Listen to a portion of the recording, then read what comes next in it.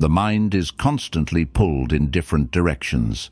Every moment it is bombarded with distractions, notifications, obligations, endless choices demanding attention. In a world designed to fragment focus, the ability to direct one's energy toward meaningful goals is no longer just a skill, it is a necessity. Those who master focus do not do so by accident. They do it by design, by understanding what truly matters and cutting out everything that does not. Clarity is the foundation of focus. Without it, the mind drifts, reacting rather than directing, moving without purpose. Yet, achieving clarity is not as simple as removing distractions. True focus is not about forcing the mind into concentration. It is about training it to filter what deserves attention from what does not.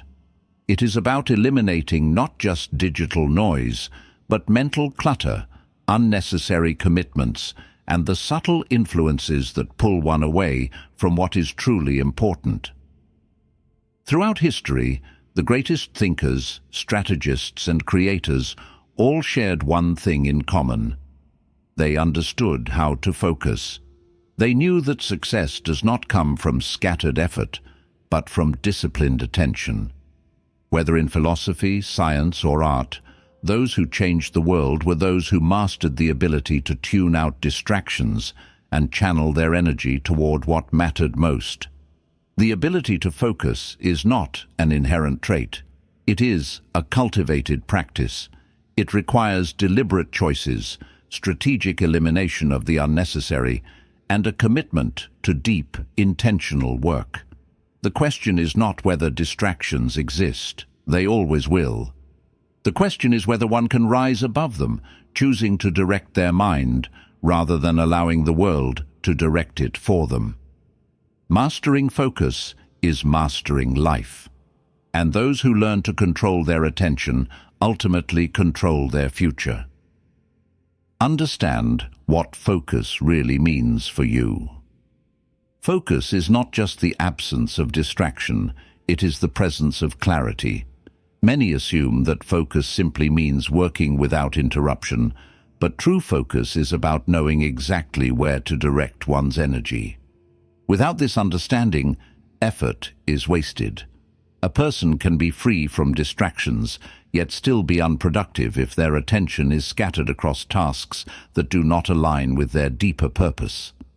Focus, at its core, is not just about concentration. It is about intentionality, choosing where to invest time and mental energy in a way that creates meaningful progress. Socrates believed that the unexamined life is not worth living. He saw that without self-awareness, people drift from one task to another, reacting rather than acting with purpose. He urged individuals to question what truly matters to them, to reflect on their values, and to align their actions accordingly. Without this inner clarity, even the most disciplined mind can be led astray by external demands. Focus begins with knowing what is worthy of attention and what is merely a distraction disguised as productivity.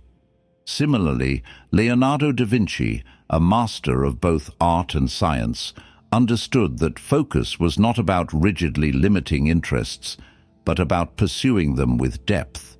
He did not merely explore many subjects, he engaged with them fully, immersing himself in one pursuit at a time before shifting with purpose. His notebooks reveal a mind that was not fragmented, but deeply present in each moment of study and creation. His ability to channel focus into both art and invention was not accidental. It was the result of structured curiosity, giving full attention to one thing at a time.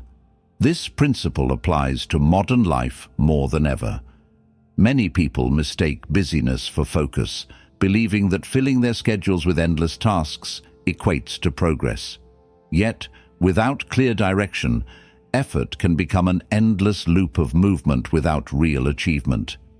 A person may spend hours responding to emails, checking notifications, or working on tasks that seem urgent, but contribute little to long-term goals. Without defining what focus truly means in their life, they become consumed by distractions masquerading as responsibilities. Socrates saw that reflection is the foundation of purpose. Leonardo da Vinci demonstrated that true focus is not about doing less, but about engaging fully in what matters most. Their lesson is simple.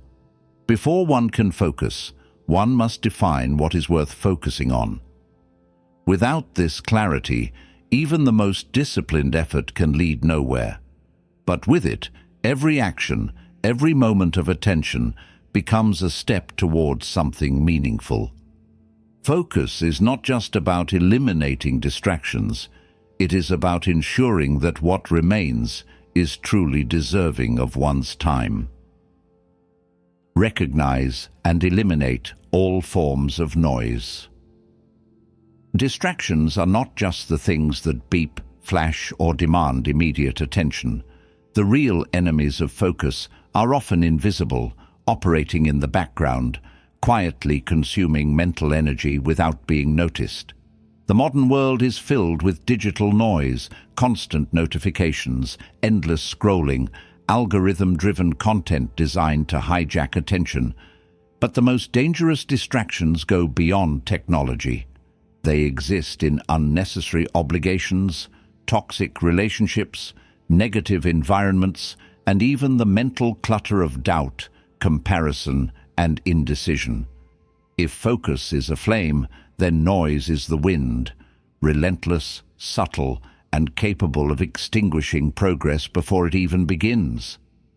Epictetus, the Stoic philosopher, believed that much of human suffering is self-inflicted, not because of what happens to a person, but because of what they choose to give their attention to.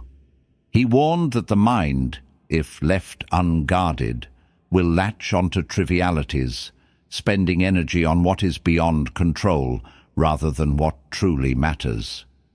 He saw that people often fill their time with distractions disguised as responsibilities, conversations that lead nowhere, and pursuits that offer the illusion of importance while stealing time from deeper, more meaningful efforts.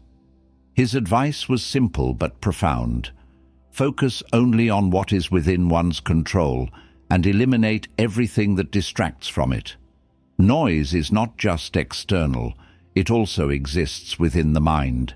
The endless internal dialogue, the over-analysis, the fear of missing out, the constant second-guessing prevents deep engagement with any meaningful task.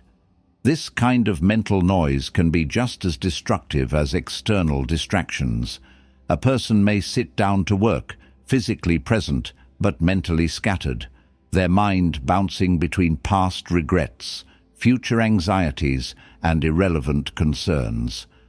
Without awareness, even a distraction-free environment cannot guarantee focus if the mind itself is filled with noise. Seneca, another Stoic thinker, recognized that one's environment shapes one's thoughts. He believed that true clarity comes not just from adding more to life, but from removing what no longer serves. He advised distancing oneself from negative influences, whether they be toxic relationships, energy-draining conversations, or environments that foster distraction. Just as a sculptor removes excess stone to reveal a masterpiece, a person must eliminate unnecessary obligations, shallow pursuits, and influences that do not align with their deeper goals. True focus requires curation. It is not just about what one does, but about what one refuses to engage with. This principle applies universally. A person seeking focus may think their primary challenge is digital distractions, but often the real culprits are less obvious. It may be the tendency to say yes to everything, spreading themselves too thin across commitments that offer little value. It may be engaging in conversations that drain energy without purpose. It may be consuming content that breeds comparison and doubt, rather than insight and motivation. These forms of noise are subtle, but over time, they fragment attention and weaken the ability to concentrate deeply. In practice, eliminating noise requires both awareness and action. The first step is identification, recognizing the habits, relationships, and environments that act as sources of distraction. This means questioning routines.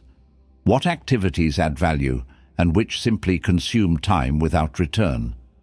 Which conversations energize and which leave one feeling drained? Which digital habits serve a purpose and which exist purely out of reflex? The second step is deliberate removal.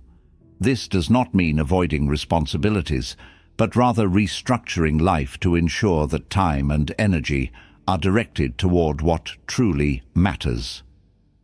It means setting boundaries, saying no without guilt, and designing an environment that nurtures deep focus rather than disrupts it. Epictetus saw that attention is a form of power. What one gives energy to grows stronger. Seneca understood that clarity is not achieved by adding more, but by subtracting the unnecessary. Their lesson is clear. Distractions are not just what appear on a screen. They exist in thoughts, relationships, and daily routines. To master focus, one must learn to remove not only digital interruptions, but all forms of mental and environmental clutter. When noise is cut away, what remains is a mind capable of deep, uninterrupted engagement with what truly matters. Set clear, measurable goals. Focus without direction is wasted effort. Many people struggle with maintaining attention, not because they lack discipline, but because they lack clarity.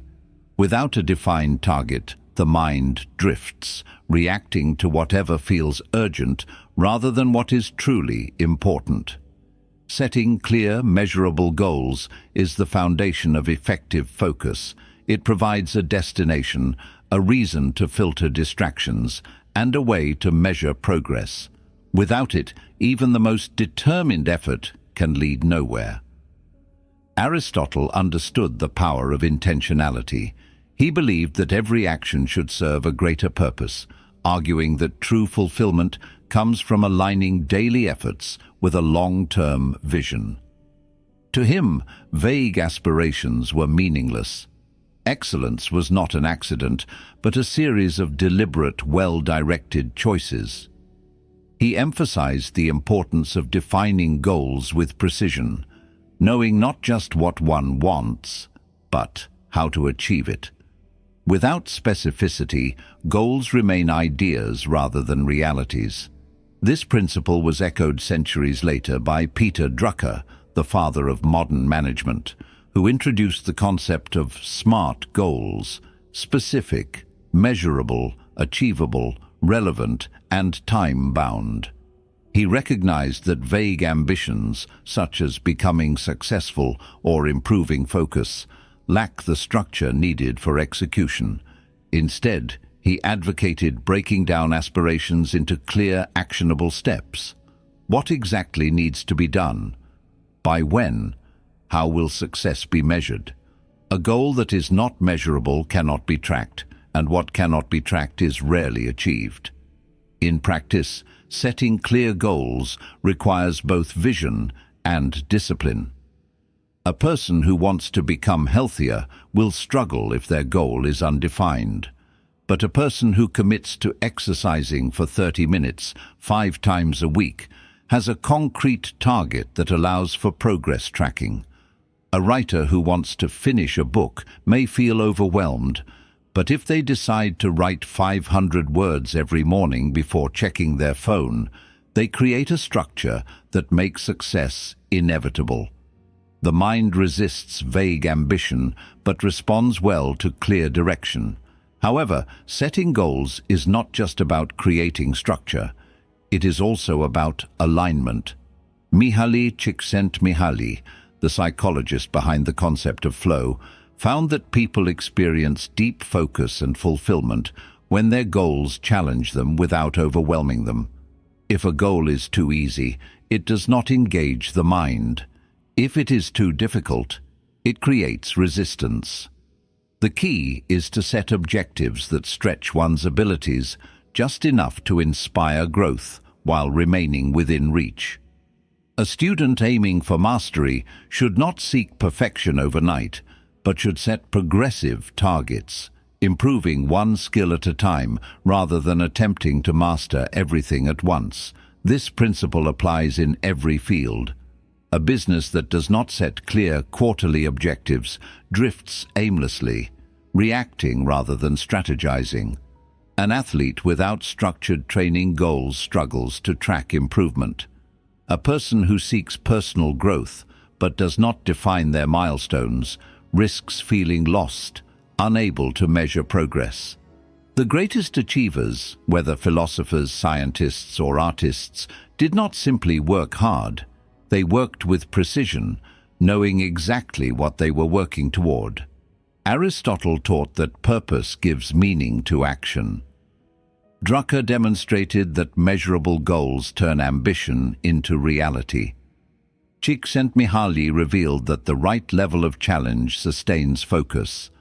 Their lesson is clear. Success is not just about working harder, it is about working with intention. To focus deeply, one must first define what is worth focusing on. Vague dreams lead to vague results, but clear, structured goals turn effort into achievement.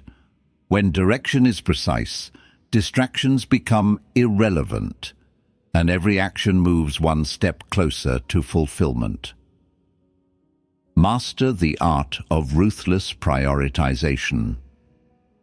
Not everything deserves attention. The modern world pushes the idea that productivity is about doing more, filling every hour with tasks, maximizing output, constantly striving to accomplish as much as possible. But real progress does not come from endless busyness, it comes from precision. Those who achieve the most do not scatter their efforts across countless priorities. They refine, they eliminate, they focus only on what truly matters and allow everything else to fade into the background. Confucius understood this long before the concept of modern productivity existed. He believed that wisdom was not about knowing everything, but about choosing carefully where to direct one's energy. A person who tries to master too many disciplines at once spreads themselves too thin, gaining surface-level knowledge, but no depth. A person who tries to engage in every opportunity finds themselves exhausted, accomplishing little of real significance. To Confucius, the mark of a wise individual was not their ability to take on more, but their ability to let go of the unnecessary and commit fully to what aligned with their purpose. This principle remains just as relevant today. Many people struggle not because they lack focus, but because they focus on the wrong things. A person may spend hours responding to emails, but make no real progress on meaningful work. Another may feel overwhelmed by obligations, never realizing that many of them do not contribute to their goals. Without a system for prioritization, even the most disciplined person can find themselves lost in low-value tasks, while the truly important work remains undone. Dwight D. Eisenhower, the former U.S. president and military strategist, recognized this problem and developed what is now known as the Eisenhower Matrix, a method for categorizing tasks based on urgency and importance. He divided tasks into 4 categories. 1. Urgent and important. Tasks that require immediate attention, such as critical deadlines or emergencies. 2.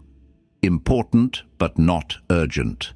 Long-term goals and meaningful projects that require planning but often get neglected. 3. Urgent but not important. Distractions disguised as responsibilities, such as unnecessary meetings or minor interruptions. 4. neither urgent nor important, tasks that add no real value and should be eliminated. The mistake many people make is focusing too much on urgency rather than importance. They spend their days reacting to emails, notifications, and last-minute requests, mistaking constant activity for productivity.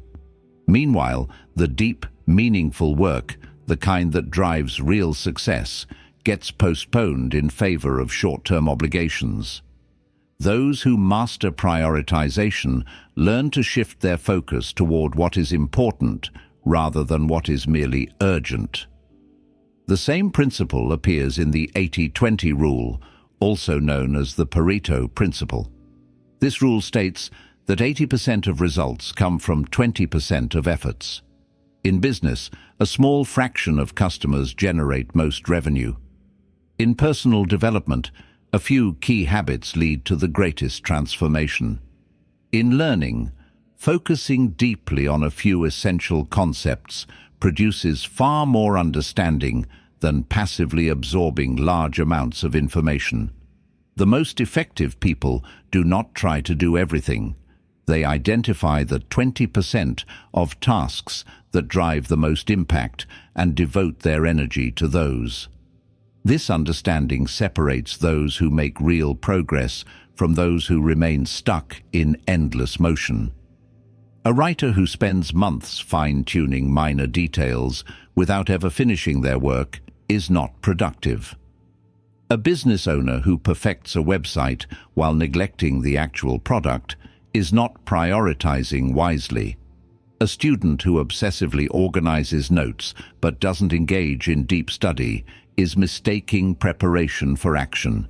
The real challenge is not just in working hard, but in working on the right things. Confucius saw that a scattered mind leads to shallow effort. Eisenhower understood that not all urgent tasks are important. The Pareto principle revealed that most results come from a small number of high-impact actions. Their lesson is clear. Success is not about doing more. It is about doing what matters most with full attention. Ruthless prioritization is not a skill reserved for the highly disciplined.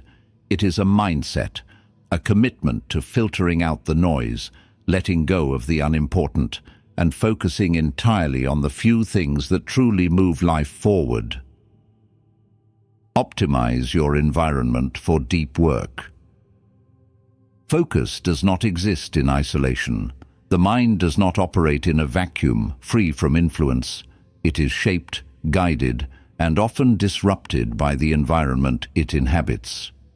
Many people struggle to concentrate not because they lack discipline, but because their surroundings are designed for distraction.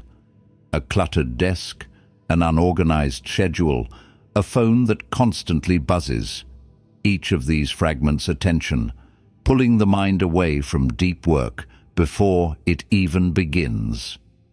Those who master focus do not rely on willpower alone. They shape their environment intentionally, removing obstacles and crafting a space that naturally fosters deep, uninterrupted concentration.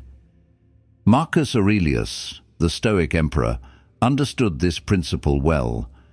He wrote extensively about the importance of controlling one's surroundings, not just physically, but mentally. He believed that external chaos breeds internal chaos, that a person surrounded by disorder and distraction will find it nearly impossible to maintain clarity. His own environment reflected this philosophy. Despite being at the center of an empire, he structured his life to allow for reflection and deep thought. He knew that focus was not just about the mind, it was about the space that supports it. In modern psychology, this idea is reinforced by environmental design, the principle that small changes in surroundings can dramatically alter behavior. James Clear, in Atomic Habits, explains that the easiest way to change behavior is to change the environment, not by relying on motivation, but by designing spaces that make focus the default state. If a phone is within reach, distractions are inevitable. If work materials are scattered, deep engagement becomes difficult. But when an environment is optimized for focus, when unnecessary distractions are removed, when cues for deep work are built into daily life, concentration happens naturally, without force. The first step in optimizing an environment for deep work is eliminating clutter. Studies in cognitive psychology show that a cluttered space leads to a cluttered mind. Physical distractions, even if they seem minor, consume mental energy. A desk filled with unnecessary items, a workspace surrounded by noise, or a digital setup cluttered with notifications all create small but constant interruptions. Removing visual distractions, simplifying workspaces, and ensuring that tools for focus are easily accessible can significantly enhance the ability to engage deeply. Beyond physical space, digital clutter is one of the greatest obstacles to focus in the modern world. Social media, emails, and notifications create an environment where attention is constantly fragmented. A person may sit down to work, but if their phone is nearby, if their inbox is open, if distractions are one click away, deep focus remains out of reach. The solution is not just discipline, but deliberate design, turning off notifications, setting up focus modes, using website blockers, and creating designated time for deep work away from digital interruptions. Time itself is also part of the environment. Cal Newport in Deep Work emphasizes that focus is not just about eliminating distractions, but about creating dedicated, uninterrupted blocks of time where the mind can fully engage. Multitasking is an illusion. Each time a person switches between tasks, their brain loses efficiency. True, deep work requires structuring the day so that concentration is not constantly interrupted. This means setting boundaries, blocking off periods for focused effort, ensuring that others respect these time blocks, and treating deep work with the same importance as any external commitment. Even sensory factors, lighting, sound, and movement, play a role in focus. Research shows that natural light enhances cognitive function. That background noise can either help or hinder concentration depending on its consistency, and that periodic movement improves mental stamina. Those who understand this use their environment strategically.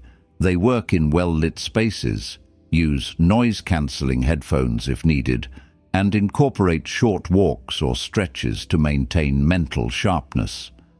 Marcus Aurelius saw that a chaotic environment leads to a chaotic mind.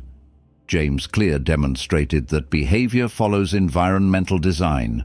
Cal Newport proved that deep focus requires structured time and space. Their lesson is clear. Focus is not just about mental effort. It is about creating an environment where deep work becomes inevitable. Those who shape their surroundings with intention do not fight for focus. They allow it to happen naturally. The mind flourishes not in resistance to distraction, but in a space where clarity is the default state. Eliminate digital addictions and reclaim your time. The modern world is built for distraction. Every notification, every algorithm, every endlessly scrolling feed is designed not to inform, but to capture and hold attention.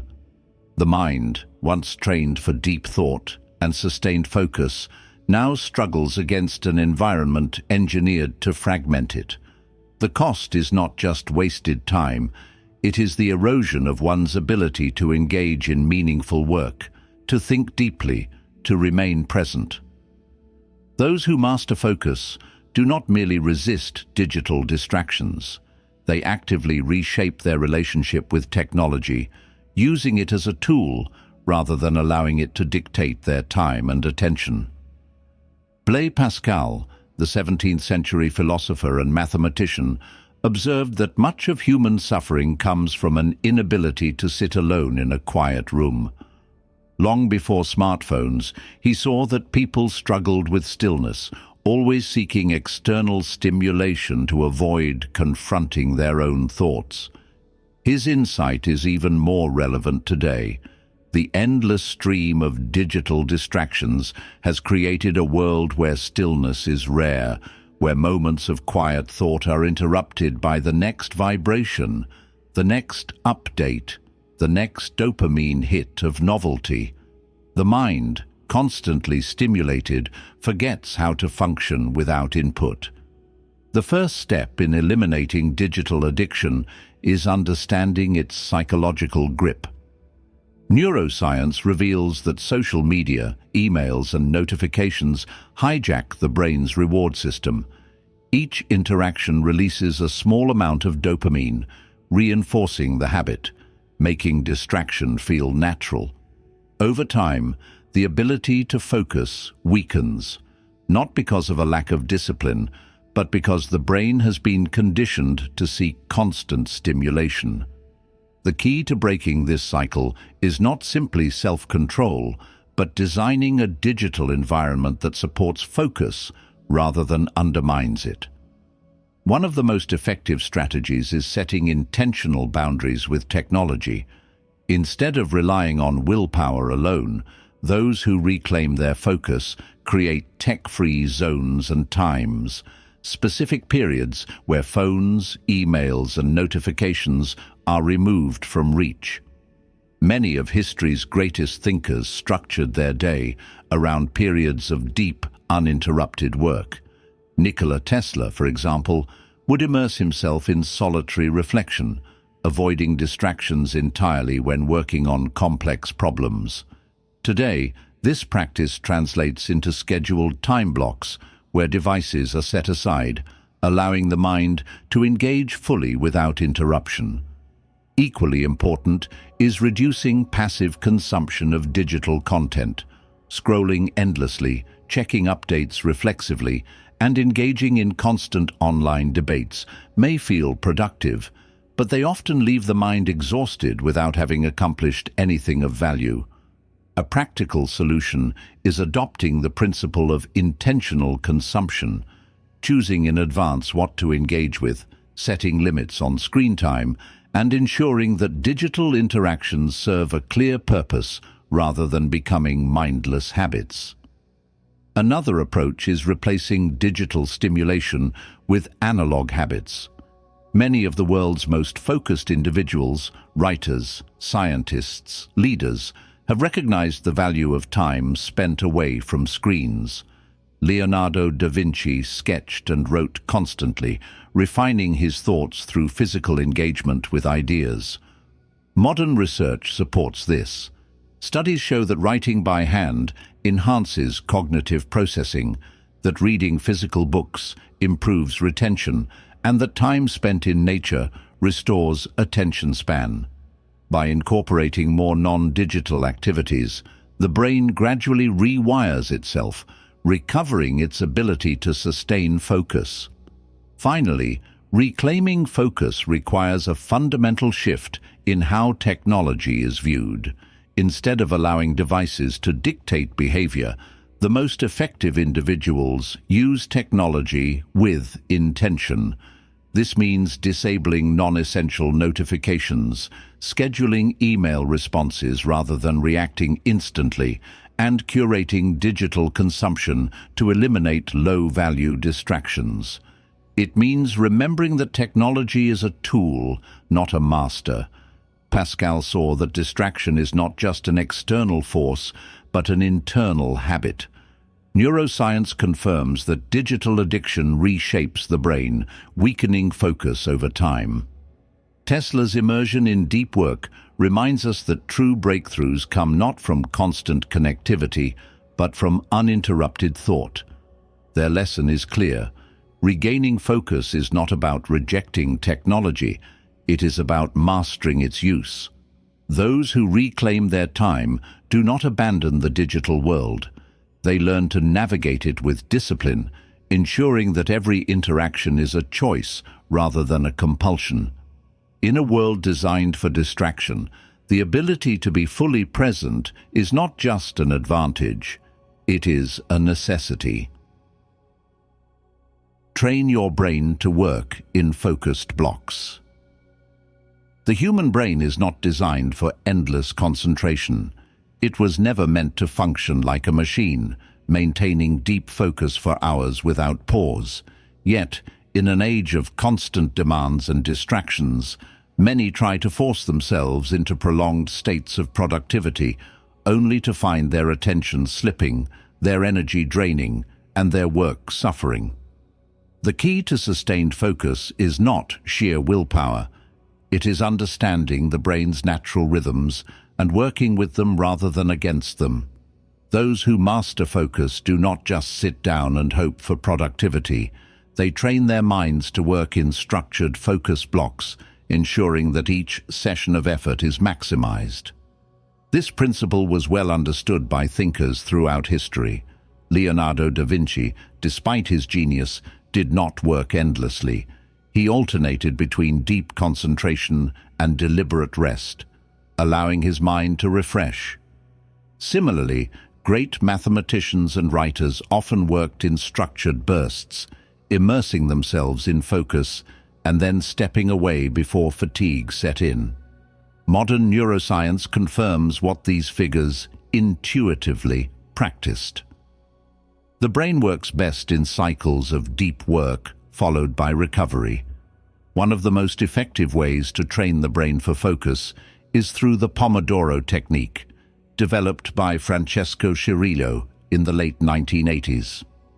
This method involves breaking work into 25-minute focused intervals, followed by a 5-minute break. After 4 cycles, a longer break of 15 to 30 minutes is taken. This structure prevents burnout, maintains mental sharpness, and trains the brain to associate deep work with a clear beginning and end, making focus feel more natural over time. However, while Pomodoro is effective for many, some tasks require longer periods of uninterrupted focus. This is where ultradian rhythms, the body's natural energy cycles, become crucial. Research shows that the brain operates in 90-minute waves of peak concentration, after which performance declines. This is why many top performers, from athletes to scientists, structure their work into 90-minute deep work sessions, followed by deliberate rest. These focused blocks allow for immersion without mental exhaustion, ensuring that each work period is as productive as possible. The challenge for most people is not just maintaining focus, but resisting the urge to multitask. Studies have repeatedly shown that multitasking reduces efficiency, increases mistakes, and drains mental resources. The brain does not truly do multiple tasks at once. It rapidly switches between them, creating cognitive fatigue. Training the mind to work in blocks means eliminating interruptions during those sessions, turning off notifications, setting clear boundaries, and committing fully to a single task. This single-tasking approach not only improves efficiency, but also strengthens the brain's ability to sustain attention over time. Beyond structuring time, environmental cues play a vital role in reinforcing deep work habits. Mihaly Csikszentmihalyi, the psychologist behind flow state research, found that individuals who engage in deep, immersive work often have specific rituals and environments that signal to the brain that it is time to focus. This can be as simple as using the same workspace each time, listening to instrumental music, or having a pre-work routine that conditions the mind for concentration. By consistently associating certain behaviors with deep focus, the brain learns to enter that state more quickly. Another overlooked aspect of training the brain for focus is strategic recovery. Just as muscles need rest to grow stronger, the brain requires moments of disengagement to function at its best. Many high achievers, from writers to entrepreneurs, integrate short walks, meditation, or even power naps between work sessions, not as a form of laziness, but as a method to sustain peak performance. Research shows that even brief mental breaks enhance problem-solving abilities, creativity, and long-term focus. Leonardo da Vinci's structured creativity, Cirillo's Pomodoro method, and Csikszentmihalyi's flow state research all point to the same truth. Deep focus is not about forcing endless productivity. It is about working in alignment with how the brain naturally operates. Those who train their minds to work in focused blocks, eliminate multitasking, and integrate recovery do not just improve their efficiency, they develop a sustainable system for lifelong concentration.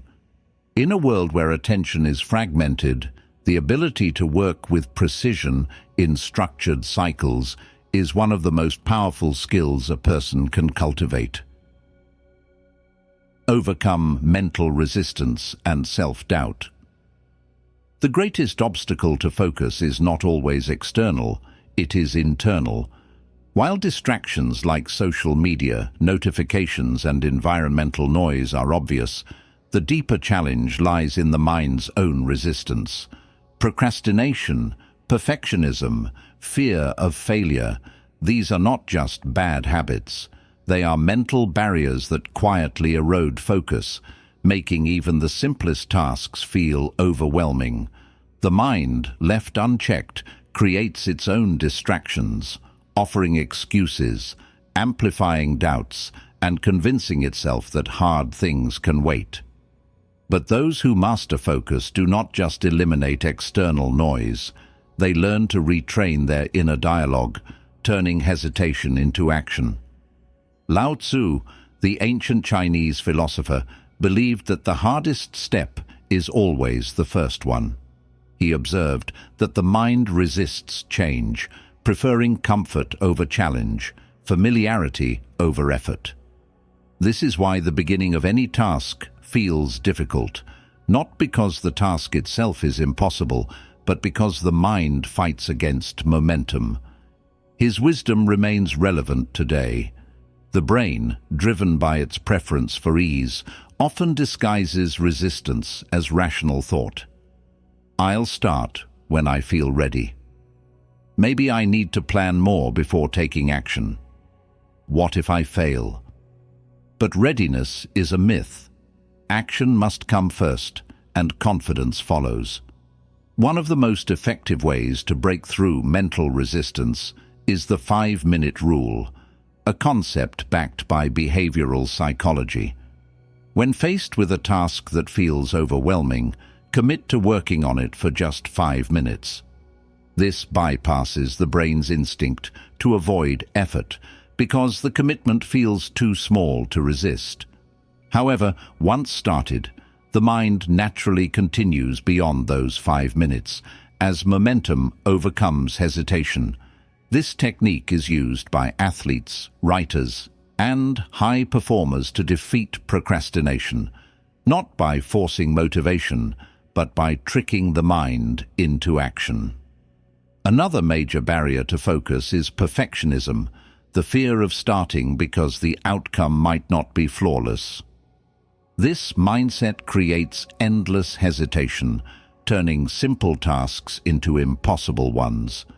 Michelangelo, one of the greatest artists of the Renaissance, understood this well. His works, including the Sistine Chapel, were not born from a pursuit of perfection, but from a relentless process of refinement. He did not wait for perfect conditions or flawless execution. He began, adjusted, and improved along the way. The same applies to any meaningful work. Focus is not about getting everything right immediately.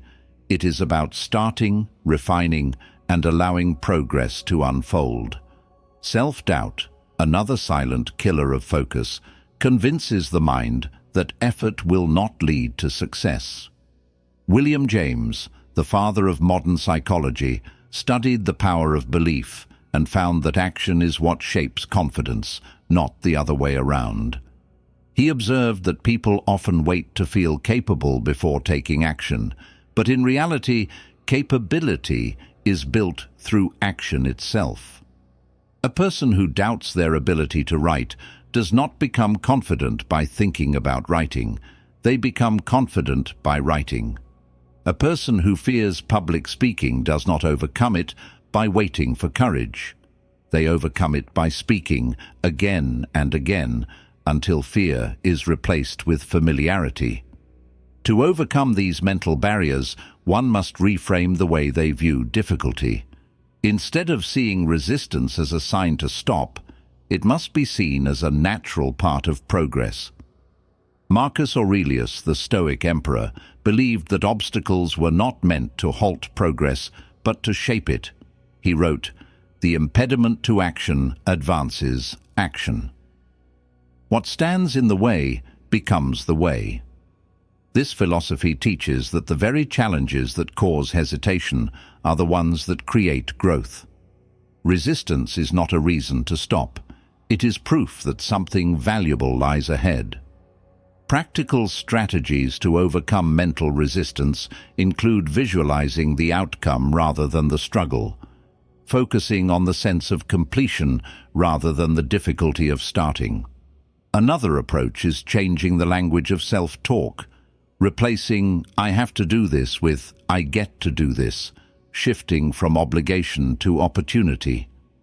And finally, embracing the idea that small, imperfect steps lead to mastery, understanding that every great achievement begins with an uncertain first move. Lao Tzu understood that the mind resists beginnings. Michelangelo proved that perfection is an illusion. William James demonstrated that confidence is built through action. Marcus Aurelius taught that obstacles are pathways to growth. Their lesson is clear. Mental resistance is not a signal to stop. It is an invitation to push forward. Focus is not about waiting for the right mindset. It is about creating it through action. Those who learn to move despite hesitation, to start despite doubt, and to embrace imperfection as part of the process, do not just overcome resistance, they transform it into fuel for progress. Use rest and reflection as tools for productivity. The modern world glorifies relentless work. Hustle culture promotes the idea that success comes from constant action, long hours, minimal sleep, and an unbroken cycle of productivity. But true focus is not about working endlessly, it is about working intelligently. The mind is not an engine that can run indefinitely. It is a system that requires balance, alternating between intense concentration and deliberate recovery. Those who sustain deep focus do not just push harder, they learn to step back, understanding that rest and reflection are not distractions from productivity, but essential components of it. Aristotle saw that contemplation was the highest form of human activity. He believed that deep thinking, rather than constant motion, led to true wisdom. To him, great ideas were not born from endless effort, but from moments of stillness, where the mind could process, synthesize, and refine knowledge. His philosophy was not about laziness, but about intentional rest, pausing not to escape work, but to improve it. Modern science confirms this. Studies show that the brain does not consolidate learning while actively working. It does so during rest, particularly during sleep, and moments of quiet reflection. One of the most overlooked tools for focus is strategic disengagement, the ability to step away from work in a way that enhances performance rather than diminishes it. Leonardo da Vinci, known for his boundless creativity, would frequently leave his paintings unfinished for days or even weeks, returning with fresh eyes and new insights. He understood that mental breakthroughs often happen not during effort, but during rest, when the subconscious mind is given space to connect ideas in ways that conscious effort alone cannot achieve. Modern neuroscience supports this idea through the default mode network, DMN, a system in the brain that becomes active during rest, responsible for creativity, problem-solving, and long-term thinking. When a person disengages from focused work, whether through a walk, meditation, or simple reflection, the brain does not shut off. Instead, it enters a mode where connections between ideas strengthen, insights emerge, and solutions become clearer. This is why some of the best ideas come not while working, but while doing something entirely unrelated, a phenomenon experienced by thinkers, artists, and scientists throughout history. Reflection, like rest, is an essential part of sustained focus. Seneca, the Roman philosopher, practiced daily self-examination, believing that progress is not just about action, but about understanding one's actions. He would review his decisions, thoughts, and behaviors, ensuring that each day aligned with his long-term goals. This habit of deliberate reflection helps sharpen focus by filtering out distractions, reinforcing priorities, and ensuring that effort is directed toward meaningful progress rather than reactive busyness. However, not all rest is equal. Mindless distraction, such as passive scrolling through social media or binge-watching content, does not restore focus. It depletes it further. The key is intentional rest, choosing activities that genuinely recharge the mind, such as nature walks, reading, deep breathing exercises, or unstructured moments of silence. Nikola Tesla, one of history's most brilliant inventors, often took long walks alone, using that time not to escape thought, but to allow his ideas to develop organically. His insights did not come from forcing focus, but from allowing space for it to emerge naturally. The balance between effort and recovery applies to everything: physical training, intellectual work, creative pursuits. Athletes do not improve by training relentlessly. They improve by alternating intensity with recovery. The same is true for the mind. A person who works without pause may feel productive, but over time their efficiency declines, their creativity fades, and their ability to maintain deep focus diminishes. Those who embrace rest not as an afterthought, but as a deliberate tool for peak performance are the ones who sustain focus in the long run. Aristotle saw that contemplation leads to wisdom. Leonardo da Vinci demonstrated that breakthroughs happen during rest. Seneca proved that reflection refines focus. Tesla used disengagement as a tool for creative insight. Their lesson is clear: rest is not the opposite of productivity. It is its foundation. The mind, like any finely tuned instrument, requires both tension and release. Those who master this balance do not burn out. They build a sustainable rhythm where focus remains sharp, creativity flourishes, and progress becomes a continuous, intentional process. Develop mental toughness to stay committed. Focus is easy when motivation is high, when enthusiasm is fresh, when goals feel exciting, when the path ahead is clear. Staying disciplined comes naturally, but true commitment is tested in the moments when energy fades, when distractions creep in, when progress feels slow. Mental toughness is not about force, it is about endurance. It is the ability to continue despite resistance, to remain steady when obstacles arise, to commit to focus even when the mind seeks an easier path. Those who sustain deep concentration over the long run do not rely on fleeting inspiration. They cultivate resilience, discipline, and an unshakable sense of purpose. Epictetus, the Stoic philosopher, understood this deeply. He believed that the difference between those who succeed and those who do not is not talent or luck, but the ability to persist when things become difficult. He saw that most people abandon their focus not because they are incapable, but because they allow discomfort to dictate their actions. His approach was simple but powerful.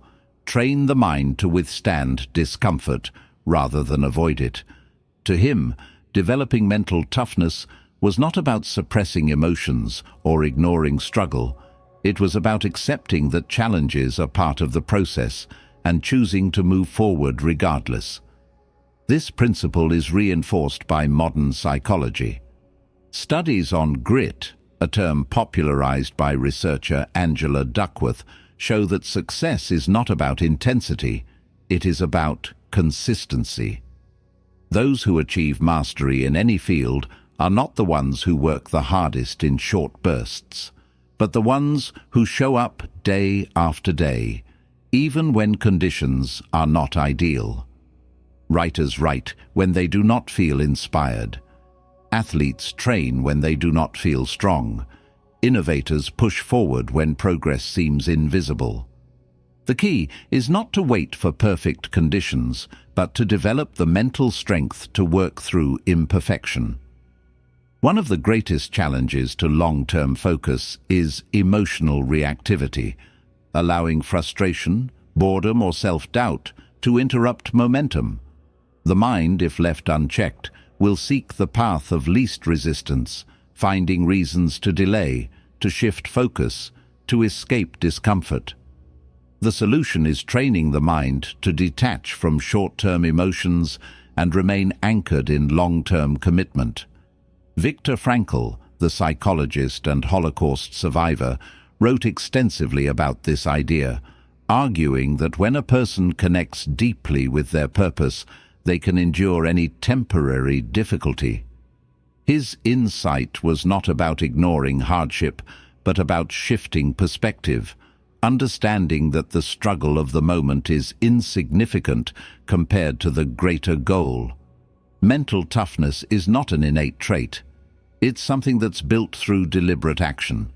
One way to cultivate it is through small acts of discipline in daily life. Choosing to wake up early, even when it is uncomfortable, completing a task before checking notifications, sticking to commitments even when motivation wavers. These seemingly minor decisions create a foundation of resilience, training the mind to prioritize commitment over fleeting emotion. Over time, these habits form an identity, not just someone who focuses, but someone who does not quit. Another strategy is visualizing long-term rewards rather than short-term struggles. When the brain fixates on difficulty, tasks feel heavier. But when the mind focuses on what will be gained, the knowledge, the skill, the progress, the challenge becomes more bearable. This technique is used by elite athletes, Navy SEALs, and high performers in every field. They do not dwell on exhaustion. They focus on the outcome. They do not indulge in the thought of quitting. They remind themselves why they started. Ultimately, focus is not just about avoiding distractions. It is about enduring the discomfort that comes with sustained effort. Epictetus saw that resilience determines success more than talent. Angela Duckworth proved that consistency outperforms intensity. Viktor Frankl revealed that purpose strengthens endurance. Their lesson is clear. Mental toughness is the foundation of lasting focus. Those who develop the discipline to continue when it is difficult, the clarity to detach from momentary frustration, and the perspective to see beyond temporary setbacks, do not just maintain focus, they master it. In a world where most people quit when things become difficult, those who persist, who train their minds to stay steady, who commit fully to their goals, will always stand apart. Learn to say no and set boundaries. Focus is not just about what one chooses to do, it is just as much about what one refuses to do. The ability to concentrate deeply on meaningful work is not merely a function of willpower or motivation, but of guarding one's time and energy against unnecessary commitments. Many people struggle with focus, not because they lack discipline, but because they are constantly pulled in multiple directions by obligations that do not align with their priorities. Every unnecessary yes is a silent no to something that truly matters. Those who master focus do not just control their attention, they control their environment by setting firm boundaries and learning to decline distractions, obligations, and requests that dilute their efforts. This principle has been understood for centuries. Socrates, one of history's greatest thinkers, believed that wisdom begins with self-awareness, knowing one's limitations and acting accordingly. He observed that many people spread themselves too thin, engaging in endless pursuits without questioning whether they truly align with their purpose. To him, saying no was not about selfishness, it was about clarity. He understood that time and energy are finite, and that to focus deeply on what matters, one must first eliminate what does not. In modern psychology, this concept is reinforced by the idea of decision fatigue. Studies show that the brain has a limited capacity for making decisions each day. The more choices a person makes, whether responding to emails, attending unnecessary meetings, or accommodating obligations, the more mental energy is depleted. By the time they sit down to engage in meaningful work, their ability to focus has already been compromised. This is why the most effective individuals protect their time fiercely, reserving mental energy for what truly moves them forward. One of the most powerful frameworks for setting boundaries is Greg McKeown's concept of essentialism, the practice of focusing only on the few things that produce the greatest results and eliminating everything else. He argues that success is not about doing more, but about doing less, better. Those who apply this philosophy do not allow themselves to be overwhelmed by external demands. They evaluate each request, each commitment, and each distraction with one critical question: does this align with my highest priorities? If the answer is no, they decline without guilt, understanding that every misallocated effort is a lost opportunity for something greater. However, setting boundaries is not just about declining external requests. It is also about establishing rules for oneself. Many distractions are self-inflicted: checking messages impulsively, engaging in conversations that offer little value, overcommitting to obligations out of habit rather than necessity. The most focused individuals establish personal guidelines, time blocks for deep work, designated periods for communication, and clear rules for what deserves their attention and what does not. They do not let external pressures dictate their schedule. They design their days intentionally. One of the greatest challenges in saying no is the fear of disappointing others. Many hesitate to set boundaries because they worry about how they will be perceived, concerned that declining requests might make them seem unhelpful, unkind, or difficult. But Warren Buffett, one of the most successful investors in history, famously said, "The difference between successful people and very successful people is that very successful people say no to almost everything." This is not about arrogance, it is about focus. He understood that attention is a finite resource, and that true mastery requires prioritizing only the highest value opportunities. Socrates saw that wisdom begins with knowing what to ignore. Decision fatigue research proves that every unnecessary choice weakens focus. Greg McKeown's essentialism teaches that success is about doing less, but better. Buffett's philosophy reminds us that saying no is not rejection. It is strategic clarity. Their lesson is clear. To focus deeply, one must protect their time relentlessly. Those who master this skill do not allow distractions, obligations, or the expectations of others to pull them away from their goals. They understand that the ability to say no is not a limitation. It is a powerful tool for directing energy toward what truly matters. Align your daily actions with your bigger vision. Focus is not just about isolated moments of deep work. It is about consistency. Many people set ambitious goals, yet their daily actions do not reflect those aspirations. They want to build a business, but spend most of their time on low-priority tasks. They want to master a skill, but allow distractions to consume their schedule. The disconnect between what they desire and how they spend their time is what keeps them stagnant. Those who achieve meaningful success do not just work hard occasionally. They align their daily habits with their long-term vision, ensuring that every action moves them closer to their ultimate goal. This principle has been central to many philosophical traditions. Aristotle believed that excellence was not a singular act, but a habit, famously stating, "We are what we repeatedly do."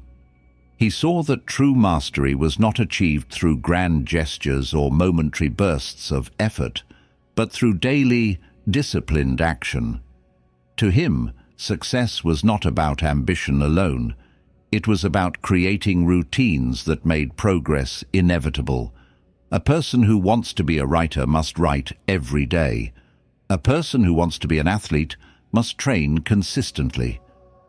Vision without aligned action is nothing more than a wish. Modern behavioral psychology reinforces this idea.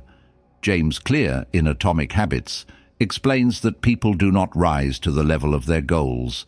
They fall to the level of their systems. Wishing to be productive does not create productivity.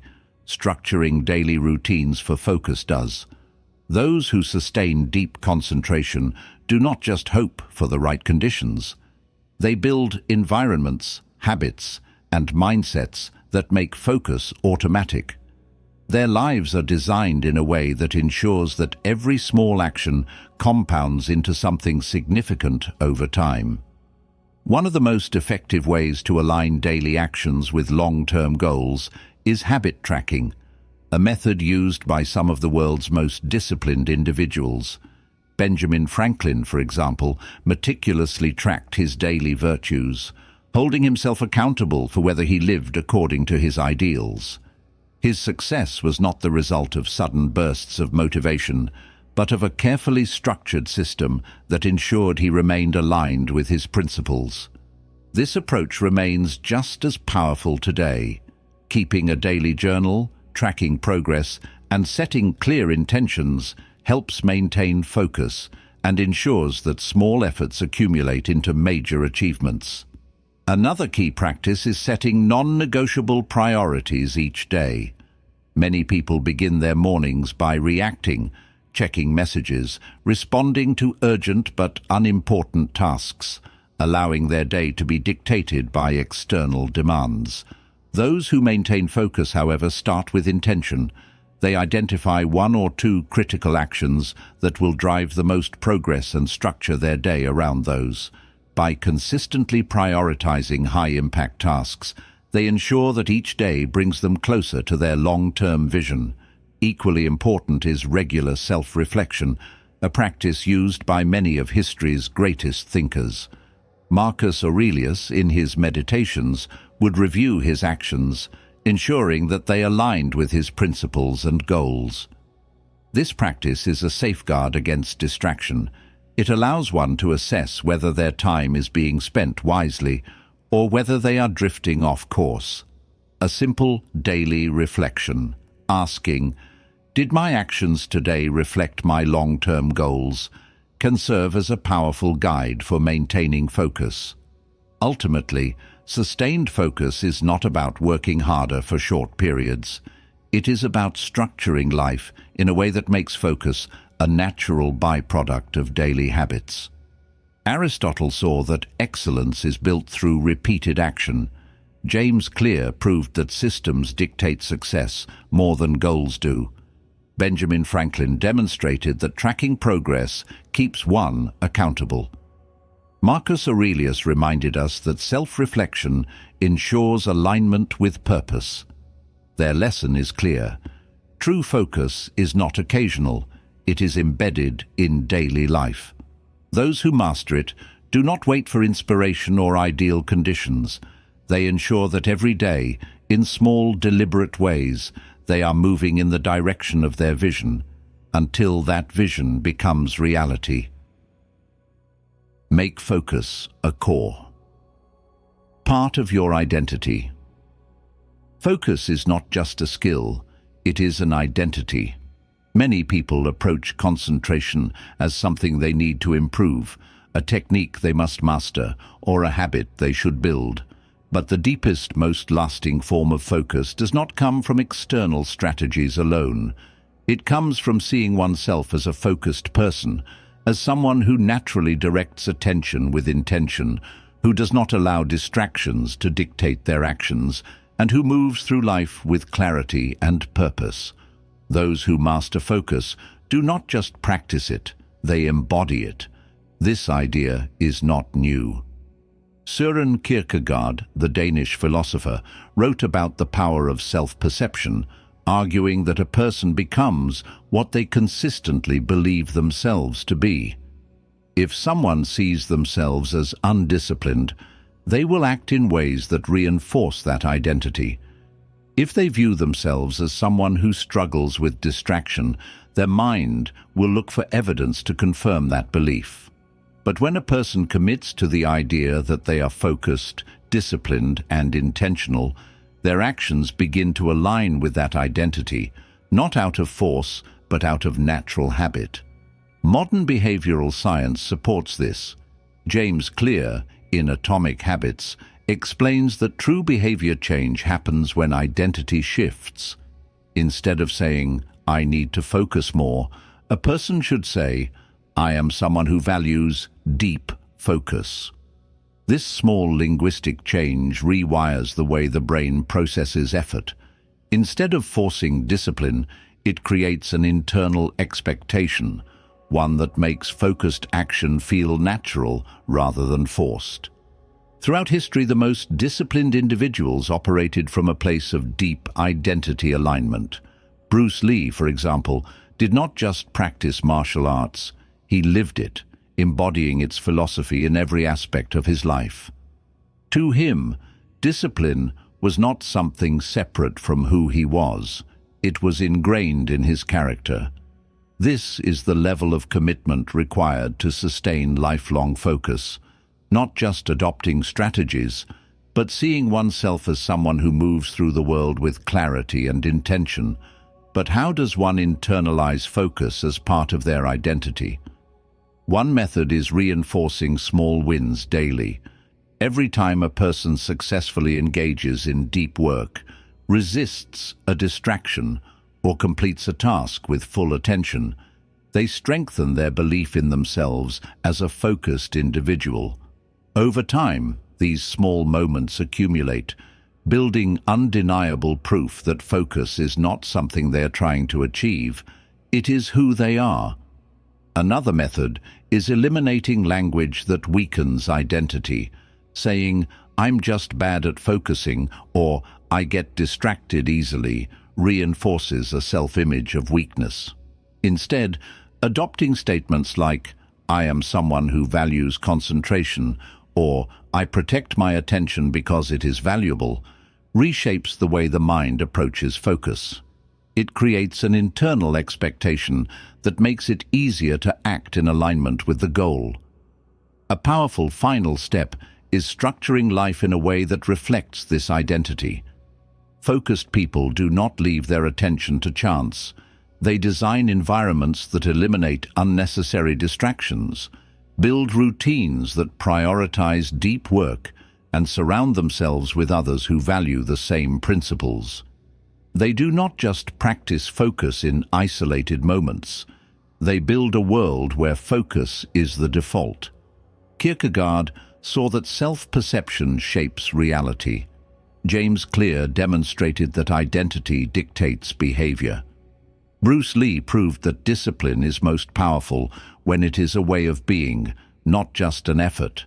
Their lesson is clear. To sustain deep focus, one must not just practice it, but embody it. Those who integrate focus into their identity do not struggle to concentrate. They act in alignment with who they have chosen to become. In a world filled with distraction, the ability to define oneself as someone who moves with purpose is not just an advantage, it is a transformation. The power of focus, a lifelong commitment. Focus is more than a skill, it is a way of living. It is the quiet discipline of directing attention toward what truly matters while letting go of everything that does not. In a world that constantly pulls in 1,000 directions, where distractions compete endlessly for mental space, the ability to concentrate is not just useful, it is essential. Those who master it do not merely work harder, they work with greater precision, depth, and clarity. History has shown that the greatest minds, the most accomplished individuals, were not those who simply had talent, but those who knew where to place their attention. Aristotle understood that excellence is built through repeated actions. Seneca knew that clarity requires eliminating the unnecessary. Kierkegaard saw that identity shapes behavior. Their wisdom remains as relevant today as it was in their time. The mind is a tool, and those who learn to wield it with intention will always rise above those who let it be scattered by distractions. Focus is not about working harder for short bursts.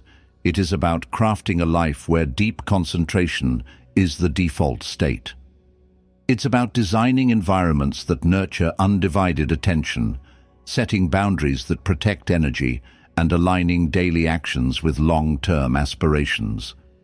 It's about learning to say no, not just to external noise, but to the internal habits of procrastination, self-doubt, and mental fragmentation. True mastery of focus is not found in momentary discipline, but in the transformation of identity. It is in becoming someone for whom presence, clarity, and deep engagement are second nature. The world will always be filled with distractions, but in the end, the ability to control one's attention, the rare skill of choosing where to place it and for how long, determines the trajectory of success, fulfillment, and purpose. The question is not whether focus is important. The question is whether it will be claimed as a lifelong commitment. Those who embrace it fully will find that their greatest achievements are not the result of chance, but of deliberate, unwavering intention.